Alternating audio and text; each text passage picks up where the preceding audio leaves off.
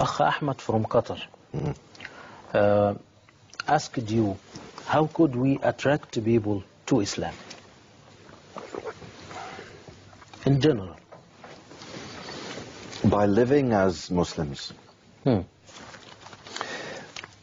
Most people in the West, most people in the world don't go into mosque bookshops.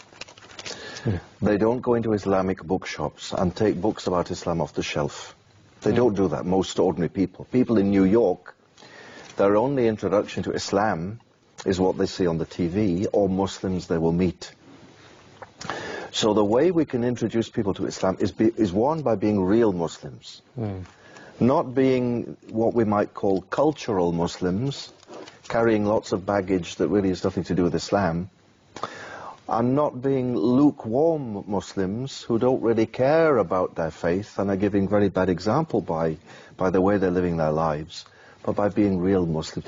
If we were to live as Muslims, how the world would sit up and look at us.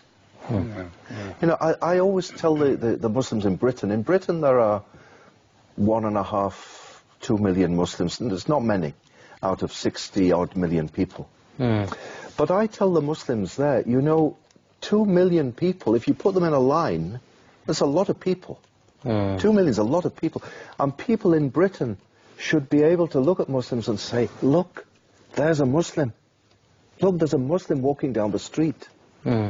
Not because he wears a hat, but because he's a good man, because she's a good woman, because they're honest, because they can be trusted. Look at our beloved Prophet, salatu wassalam. Even the non-believers gave them his things to look after, because they knew he could be trusted. As Muslims, we should be seen to be the best of people. So that's the first way, as we said to our brother in the city of Suez, by good example. The second way, I would say, if we really take seriously the idea of... Can I give an example from Cairo? The brother in Qatar. I'll give an example from Cairo. In Cairo, there's a street called Sharat al-Harb. And it's a very crowded street, very busy. And at night it's even more busy. And you walk along the pavement in Dalat Harb at night, and you're crushed and crowded by all the people. And then to make it more crowded, a boy has come, and he's put on the floor a sheet, okay? And on the sheet are socks, okay? And he starts the socks at the white socks, then pale blue, and then until we get to black over here, okay? So the socks are very neatly laid out. And because Cairo's very dusty, he has a duster, and he keeps dusting the socks, okay? So his socks look good. And then to attract the attention of the people, he cries out, "Occasion," he says. There's a sale on. "Ta'ala, ya prince. Come, ta'ala. Ta'ala, ya captain. Thalata ba'ashara."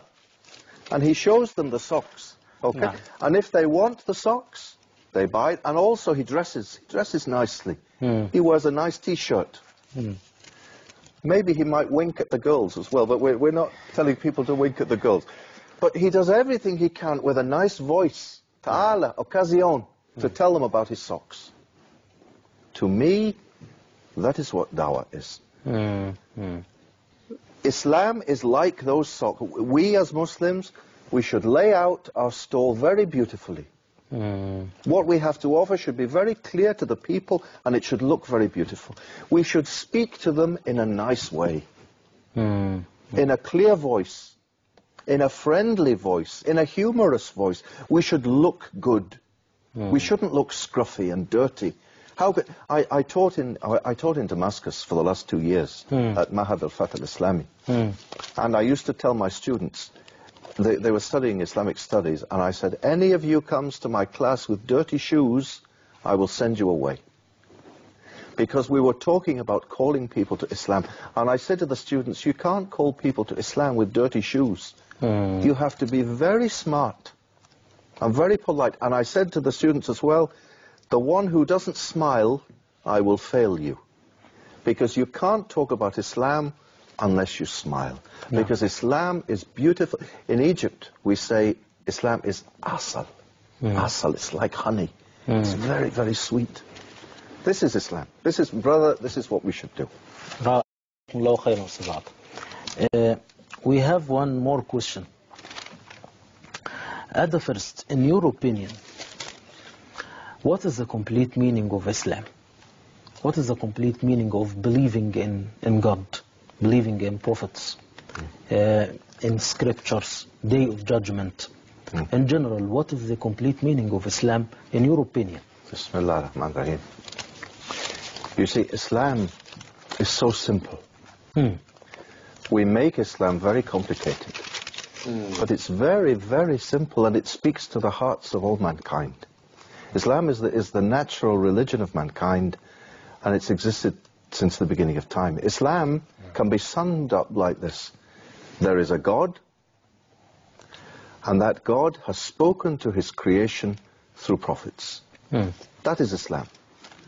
And the last prophet of all was Prophet Muhammad ﷺ. Your viewers know better than I that the word Islam comes from an Arabic root word that means two things. It means both peace and submission. Those who are Muslim are those who have submitted to Allah. And in submitting to Allah, they find peace in their hearts. That is Islam. It's very, very simple. But unfortunately, because we make things so complicated, we don't really submit everything to Allah. We just submit a little part of it. We might submit our mind, or we might submit our money.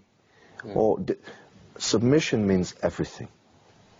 It means saying to Allah, you made everything, and without you I am nothing.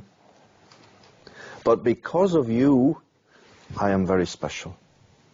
Islam gives dignity to human people, to human beings. Islam gives them great dignity because they're created by Allah. So Allah, Islam is very simple. There is a God who has spoken to his people, who speaks to them every day through Quran, through his book, and we are asked to respond to the greatness of the Creator by submitting. And in submitting, we find such happiness and peace in our lives.